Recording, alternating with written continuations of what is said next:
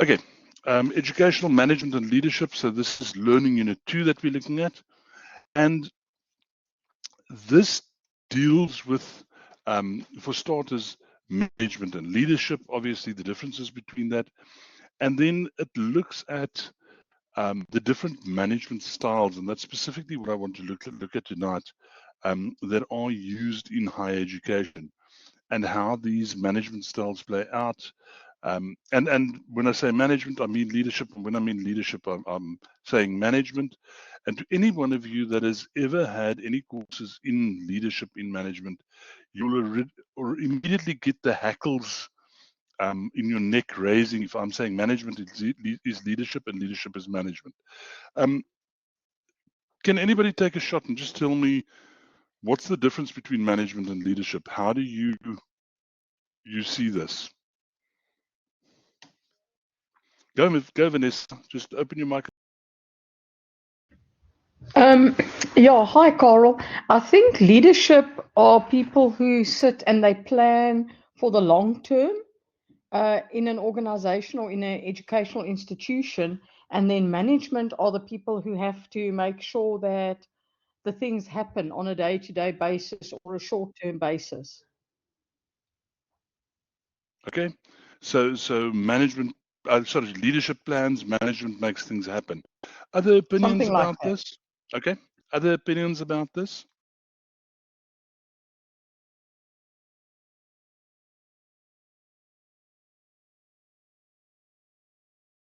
Sure, it's going to be a slow night. You've almost nailed it. In traditional management and leadership thinking, management is directing while leadership is being able to motivate. Motivation is an interesting one. In the traditional school of thought, we look at it as this way, and I hate it when this happens. For some reason, sometimes when you move your slides from PowerPoint into here, it jumps and it makes sizes different. So I apologize for what the slide looks like. So leadership is typically the higher level. They typically, and I'm talking about general now, I'm not talking education now. Let's just get the general stuff done and then we look at education. So leadership is the higher level. In smaller companies, it's probably the ownership of the company. In larger companies, it's the shareholders, the directors, the board, and they give strategic direction. In other words, they determine where are we going as an organization? Where do we want to be? How do we want to be seen? When people think of our name, what do they think of? And lots of times people say, how do you mean when you think of our name, what do you think of? If you think about Woolworths and you think about ShopRite, immediately you've got two different images in your mind. You've got two different feelings. When we have those plans that have been made, somebody's got to do this and take us to this place, this direction that we've determined, and that's the management.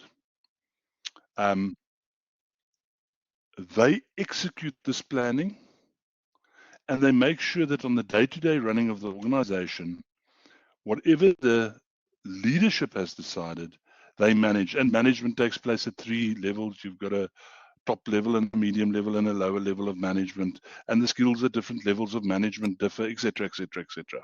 But this is not a management course. This is simply to look at how these things differ, or how these things play out within higher education. Now, sorry, I think it was Vanessa that answered. She said in higher education, leadership gives direction, management executes, or something to that effect. Anybody want to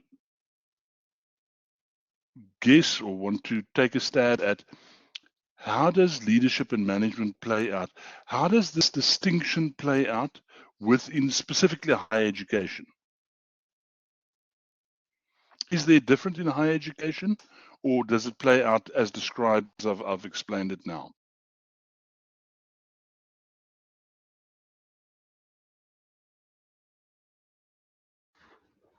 Hey, Coral, it's Vanessa again. Can I have another stab? Go for it. If nobody else is going to speak, I'm happy to chat to you the whole night. I think I can only speak from the perspective of our institution, which is a private hire institution, and the owner has a leadership team. They make the long-term plans, and then there are program coordinators or subject heads, etc., that have to make sure that the implementation happens. Okay, great. I see Yatika says she doesn't think there's a clear distinction. It depends from institution to institution. In the smaller institutions where we have a clear owner, it tends to be the owner gives direction, management executes. However, when we start looking at studies that have been done in SOUND, we find that management and leadership are almost seen as one thing in higher education. If you think of the public institutions, what is a professor? Is a professor management or is a professor leadership? And I can tell you now, if you ask 10 professors, you're going to get 10 answers. Not that they normally would not give you 10 answers, but in any case. So managers are seen very much as the leaders in higher education. And so for example, I am a manager. Part of my title in my organization is manager.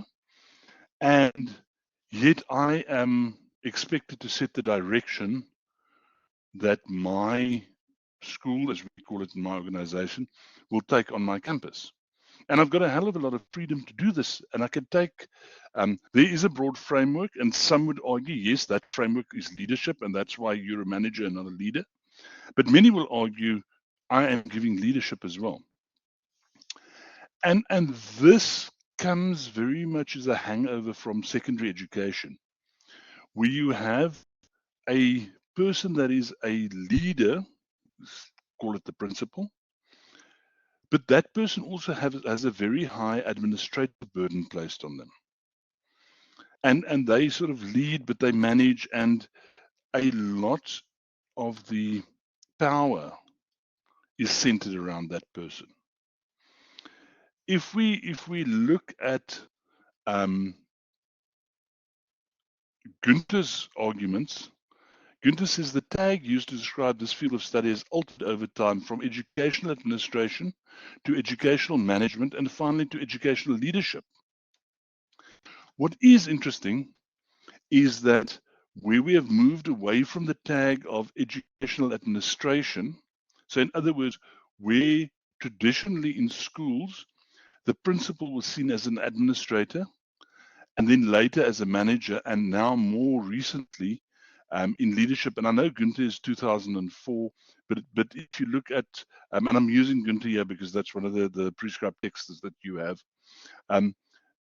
you find that interestingly enough, we talk more and more about educational, in higher education now, we talk more and more about leadership. And yet, we expect that leadership to do more and more administration. So it's almost as if we have changed the terms over time, but we've reversed the roles. And that has to do with the neoliberal education system. It has to do with managerialism coming in, and it has got to do with the, and I call them the bean counters, the stakeholders wanting to measure what academics do. And that tends then to bring it into a administrative way and report. Okay, is this clear to everybody? If anybody has any opinions about this idea that leadership and management is one and the same, Alexandra? I used to work in corporate IT for a long time, and what would often happen would be somebody who was really good at their job would be promoted till eventually they were doing more admin and management than what they originally started at, and then they'd just be really bad at it. And I think that's what one of the things perhaps that we're trying to avoid in terms of how we structure, I mean, at least in my institution, is that, to keep the people who are really good at teaching, so that you don't get promoted out of teaching into some kind of leadership slash admin role, when what you were really good at was teaching rather than running an organization. Yeah, that's very true. There's a yeah, I was about to say exactly. Sorry, George, that went away too quickly. Alex is talking about promoting to the point of unfitness for Drucker's model. Yes, it's the Peter Principle. The Peter Principle says that you are promoted until you can't do the job. In essence, you promoted to until your own level of incompetence. In other words, I'm good at a job, I get promoted. I'm good at the job, I get promoted. I'm good at that job, and I really suck at that job, and then I get stuck at that level. There's, as an aside, there is another principle taken from Drucker's work. There's a comic character called Dilbert, and the guy who writes Dilbert is actually a management consultant. And Dilbert has got a heck of a lot of truth. If you bump into Dilbert or just Google Dilbert, you'll see, and there's a heck of a lot of truth in Dilbert. But there's a book actually called The Dilbert Principle. And part of that, what that book talks about, is you get promoted because of your own incompetence. While the Peter Principle says you get promoted to your level of competence, Dilbert says you get promoted because of your incompetence. And essentially what happens is, I've got an incompetent staff member, I get a telephone call, and it's somebody that wants a reference for the staff member because they've applied for a different post at a different company, and they want a reference check. And I say to them, this guy's brilliant. It's going to be so tough to lose them. It's going to leave a gap in my organization, but I can't stand in the way of their promotion. I think you cannot make a mistake. And the person gets promoted because they're incompetent. It solves my problem because I get rid of the person, but they get promoted because of their own level of incompetence. Is it true? If you've hung around corporate long enough, it is very, very true, the Dilbert Principle. But I digress.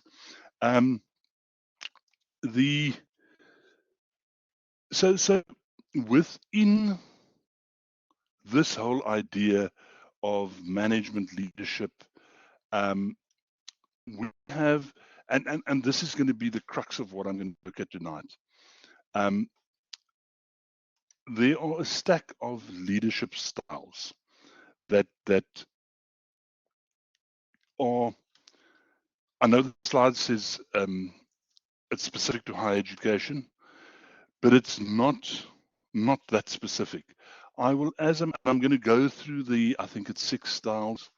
I'm going to go through them, and I'll try to, as I go through them, also refer you back to, if you've had management studies before, to how this links to the more traditional managerial styles. But please remember the key thing here. In higher education, when we talk about management, we talk about leadership. And when we talk about leadership, we talk about management. We try not to distinguish that strongly between those two. Okay, so the first one is the formal model of educational management. And this is linked to the so-called managerial leadership style. And this is something that is traditional. It's got your hierarchical structure. In other words, you've got these levels. The authority comes from your position within the level. So typically in these type of educational institutions, there's a junior lecturer. If you look at the lecturing ranks, a junior lecturer, a senior lecturer, or junior lecturer, a senior lecturer. There may be a trainee lecturer, and there may be something above the senior lecturer. And these type of organizations are not so much worried about the vision and mission as they are concerned with running the operation. If it runs on a day-to-day basis, it's fine. As long as we do what we need to do, we do this. And they're not concerned with a place in the distant future and this vision of this magical organization. They just want things to happen. Now, as we go through these, I'm going to ask you, do you know organizations like this? And it's maybe, I'm happy for people to participate, but it's not the best to say, yes, my organization looks like this. These type of organizations tend to be small or really large. But when they are large, they're not the top performing tertiary institutions. But they get the job done. They're not concerned with a lot of the things the rest of us are with. They just concerned with tick the boxes, do what we need to do, run the place, and move on.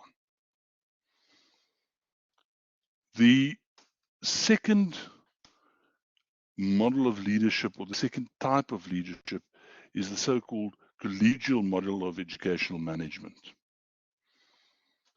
And this is linked to transformational, participative, and distributive leadership.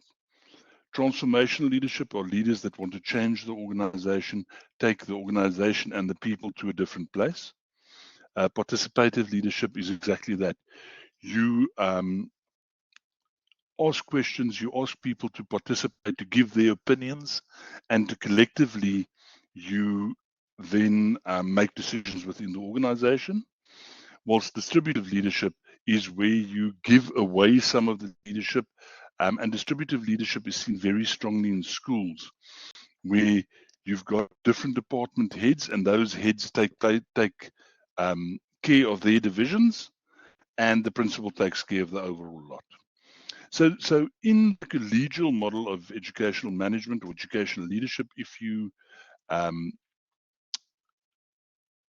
prefer the term leadership above management, because they're the same for us in higher education, there's discussion and consensus. There's not a very strong power continuum, and there's not somebody that throws around their weight.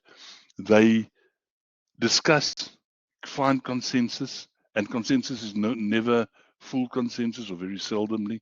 There's always going to be a couple of dissenters. And they find consensus because they have got some kind of vision, mission, goals, both as a team, but also as an organization, and everybody is committed to that. Any questions about this? Any comments on this collegial model of educational management that Gesami and Hussein suggest? Anybody work in these type of organizations? My academic team in which I work is pretty much like this. Okay, happy to move on. Political model of educational management. Transactional leadership, mostly aligned to.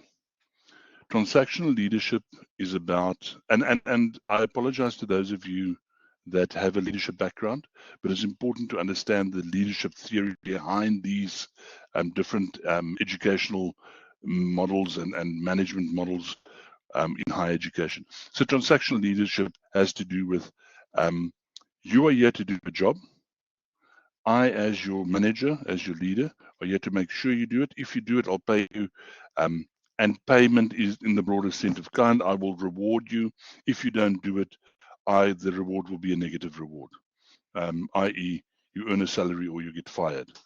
At the most base level of transactional management, I know there's a lot more nuances to it than that, but yes. Policy within the political model is sorry, the other way around. Positions that people achieve, appointments that are made, result from policy. And policy dictates everything. There are some form of negotiation, a tit for tat type of thing. If I give you that, what are you going to give me? And the typical transactional part also takes but policy drives everything, and specifically your different ways of your different powers that people have. Now, power is a very interesting thing, because power, yeah, in traditional management, I don't like looking at power because power shouldn't be the way in which managed. But it is important to look at the different power roles that we have within this type of management style. So the first is positional power. That is the power that I get from where I'm appointed. So I am a senior lecturer. I am a senior manager. Therefore, because I have that title, that position, I have certain power to instruct people. Personal power comes from who you are, right? In the worst cases, it looks to cults and cult leaders. In the best cases, it looks to managers that people are comfortable with following because they believe in them and they believe that those managers are making the right decisions for them. Positional and personal power are good powers. Authority of expertise is the next one, and you can search power continuum and you can find different terminologies for these. Authority of expertise is that authority that you have because you know stuff. So when you look at people who hold PhDs in a specific field, people look up to them and people go to them for advice and follow their advice because they are knowledgeable. And those first three are about where the good stuff ends. The next, and I'm not sure you can see it on your screen, is control of rewards. In other words, true transactional leadership or management. I hold the purse, proverbially so in many cases. I can give you a reward or I can't give you a reward. I will make a decision depending on what you do for me. Coercive power is typically in where it's used in the place of work. It's simply a question of, do you want to be fired or do you want to keep your job? And then control of resources is the last one. And control of resources is I'm holding more than just the purse. I'm holding the ability to allow you to do your job. And if you don't do what I want you to do, I won't allow you to do your job. So if we look at this, the political model of educational management, and I've got to be very careful because I've got very, very strong views about management and how to manage. So for me, positional power, personal power, and authority of knowledge power is the type of thing that works. The rest don't work for me. And that's why the political model, I'm skeptical about it. How do you guys feel about this way of management, this strictly policy regulations, rules type of management?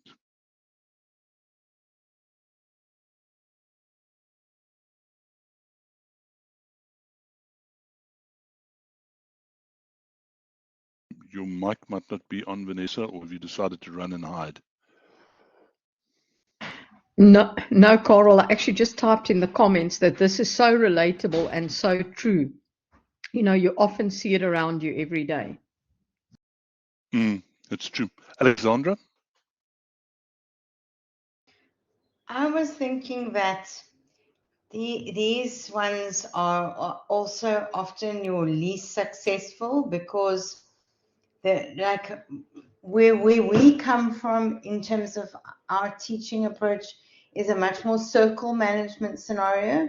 So we have more admin and leadership now than we've had in the past in the institution where I work. But there's still because we're such a tiny team, there's still a lot of circle management that happens because everybody does a little bit of everything. And as soon as you make that very transactional, you get people attaching very different meanings to what they do. And then you get some that are committed, some that aren't committed, some, whereas like something that isn't based on a position or a power or transaction, but is more a circle management type of approach, means that people are more invested, maybe. Yes, definitely. And what you're calling circle, I will call in this context much more collegial model. It'll be to me much more like the collegial model. Let me by the same token say, don't write off the political model. It works. The TVET colleges that still work run on this. A large number of our public institutions run on this, and you even find some privates that run on this. It's not all bad, but I can tell you this much. It is absolutely horrifically horrible if you come out of a collegial model and you go into one of these type of models. You would be, Alexandra, for example, I don't think you would be able to function in this simply because you're not used to education being run in this way.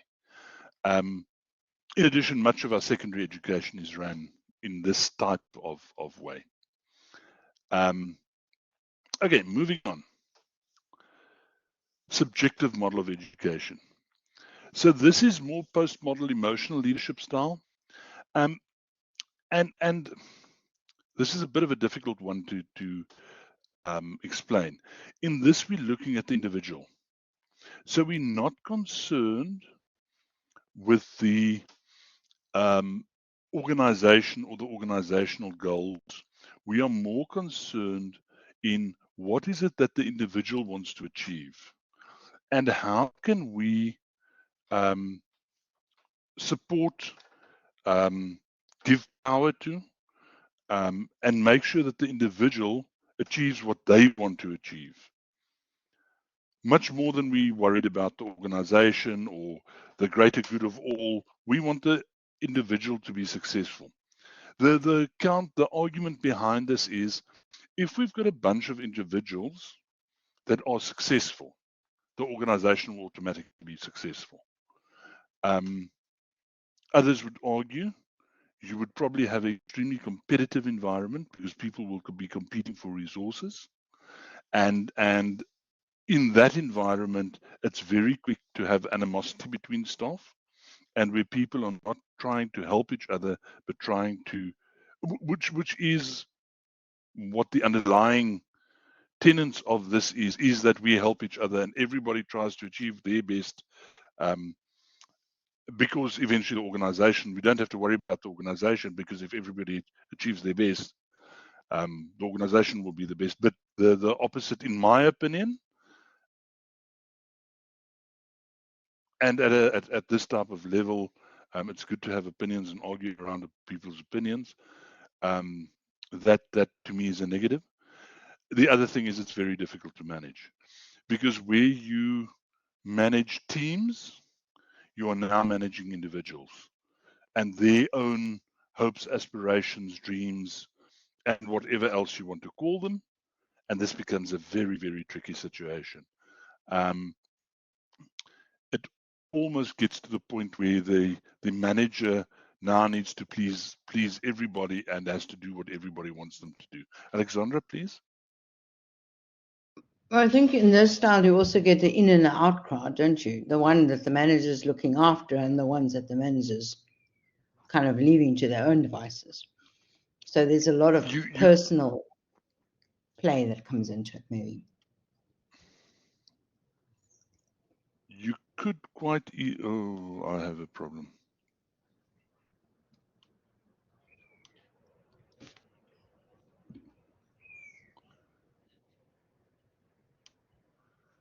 Okay, sorry, my audio just disappeared there for a second.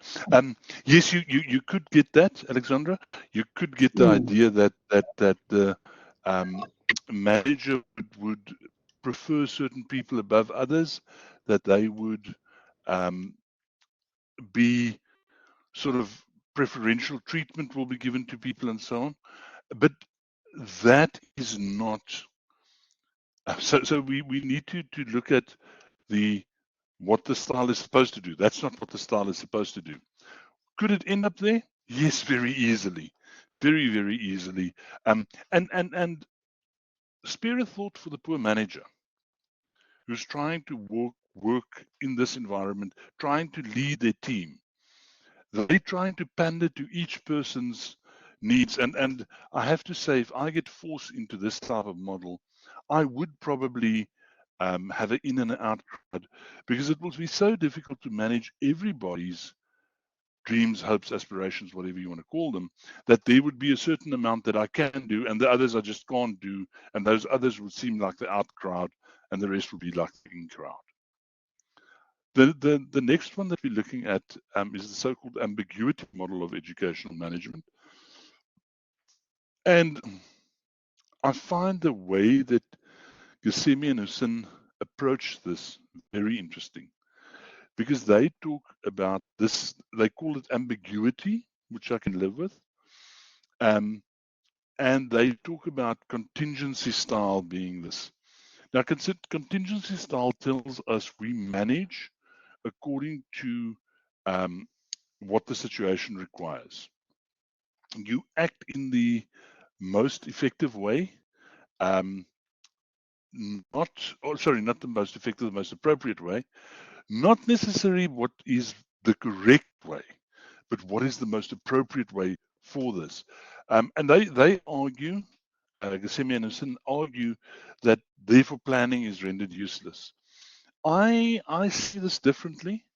I see it as managers planning and thinking about situations and saying, how would we act in this situation?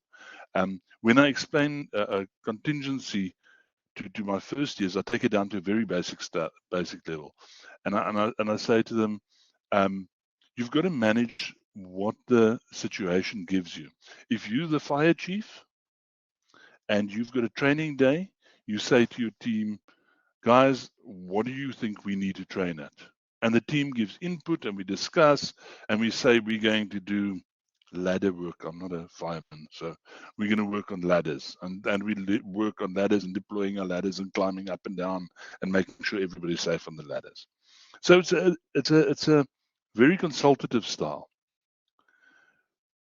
When we get, if the fire chief is a contingency style, when we get to a fire, the fire chief is not saying, okay, guys, what do you think we should do now about this fire? See, it's quite a big fire. The building's getting quite hot and we're in danger of losing the building. Let's have a discussion about what we're going to do. No.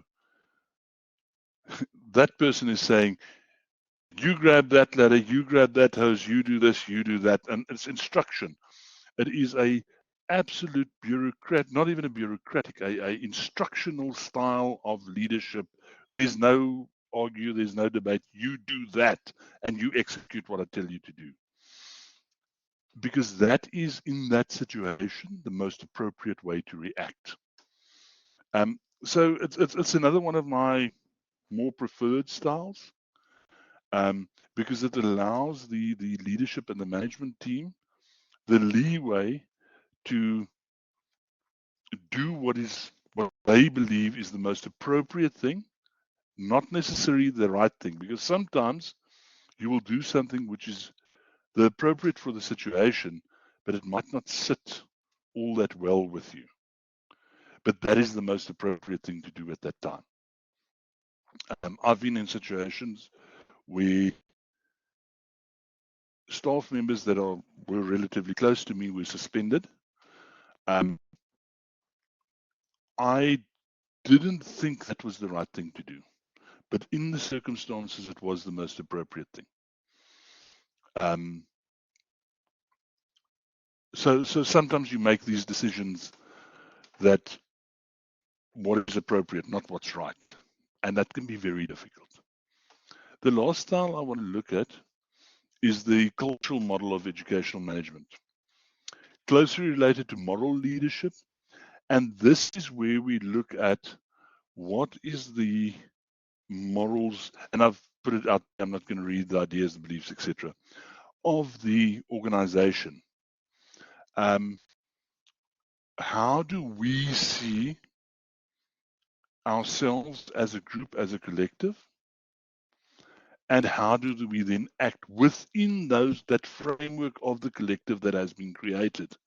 And we look at people and we look at students and staff within this context according to our moral model. This type of leadership style is very much seen in religious educations, for example, sometimes in single gender institutions as well. There's a part of what do we expect of the genders, and how do we think genders should react, and we judge, we manage and lead in that way as we see is appropriate for this religion, this gender, this cultural group, and others might be totally horrified by it. But that is simply because their way of seeing the world is different. Yeah, and in conclusion, so there's a stack of management models in higher education. These 6 of the 6 key ones that are typically deployed was seen as by most authors as the 6 general ones. Always with management, you can think out another 20. The thing is, institutions decide on these styles, and I would argue that they default to a style. In other words, that many organizations don't necessarily select a style, but that style becomes their style over time. And because management style, leadership style, is so close to the culture of the organization and the way in which the organization functions, and to change culture is extremely difficult. It is very, very difficult to change leadership styles. So to move from, for example, a moral style to an ambiguity style, or cultural style, sorry, to an ambiguity style is going to be almost impossible. The question that I think that we should look at and that I want you to think about going forward is, will the defaulted style always be the best style? And if so, great. And how can we strengthen that style? And if not, how do we change that style? How do we then get away from a defaulted style to the style that is the best for the organization? Okay, guys, any questions, any discussions, anything you want to talk about regarding management styles, etc.? Carl, it's Vanessa again. I must Vanessa? tell you, this was an incredibly insightful lecture. So thank you very much. It's made me look at things very differently. So thank you very much. Oh, that's lovely. I love that. Any other things that people want to raise, questions around leadership, or that they feel that we need to discuss or look at?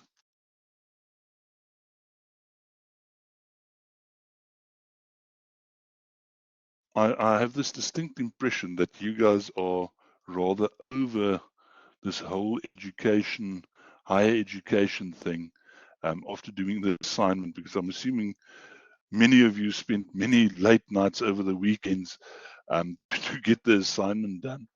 I am going to move on to the last. Okay, I just want to confirm there are no further questions around management and leadership. Okay, cool. I'm going to stop the recording here.